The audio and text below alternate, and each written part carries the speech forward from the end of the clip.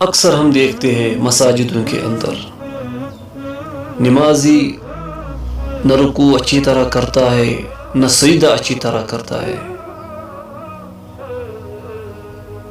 رکوع اور سجدہ نہ کرنے پر وعید سنائی گئی ہے. صحیح ترغیب و ترہیب کے اندر حدیث مبارک ہے اور امام البانی رحمۃ اللہ علیہ نے اسے صحیح کہا ہے. سیدنا ابو ہریرہ رضی اللہ عنہ بیان کرتے ہیں کہ رسول اللہ صلی اللہ علیہ وسلم نے فرمایا، جو شخص امام سے پہلے اپنا سر اٹھاتا ہے اسے ڈرنا چاہیے کہ کہیں اللہ تعالیٰ اس کا سر گدھے کے سر جیسا نہ بنا دے یا اس کی شکل گدھے کی شکل جیسی نہ بنائے. اور اسی طرح دوسری روایت میں آیا ہے، یہ روایت بھی صحیح ترغیب و ترہیب کے اندر ہے اور امام البانی رحمۃ اللہ علیہ نے اسے حسن کہا ہے. سیدنا ابو عبداللہ اشعری بیان فرماتے ہیں کہ رسول اللہ صلی اللہ علیہ وسلم نے ایک شخص کو دیکھا کہ وہ رکوع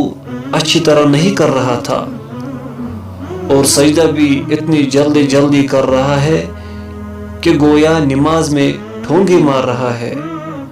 تو رسول اللہ صلی اللہ علیہ وسلم نے ارشاد فرمایا، اگر یہ خدا نخواست اسی حالت پر مر گیا تو محمد صلی اللہ علیہ وسلم کی ملت اسلام پر نہیں مرے گا، اس لیے کہ اسلام کے فرائض اس نے پورے طور پر ادا نہیں کیے. پھر رسول اللہ صلی اللہ علیہ وسلم نے ارشاد فرمایا کہ اس شخص کی مثال جو اچھی طرح رکوع نہیں کرتا اور سجدہ میں بھی ٹھونگے مارتا ہے، اس بھوکے شخص کی طرح ہے جو ایک دو کھجوریں کھائے اور اس کی بھوک کے دور کرنے میں کیا فائدہ دے سکتی ہے. لہذا مسلمانوں کو چاہیے رکوع اور سجدہ اچھی طرح کرے تاکہ ہماری نماز اللہ کے دربار میں قبول ہو جائے اور اللہ تعالیٰ ہمیں بچائے ایسی وعید سے.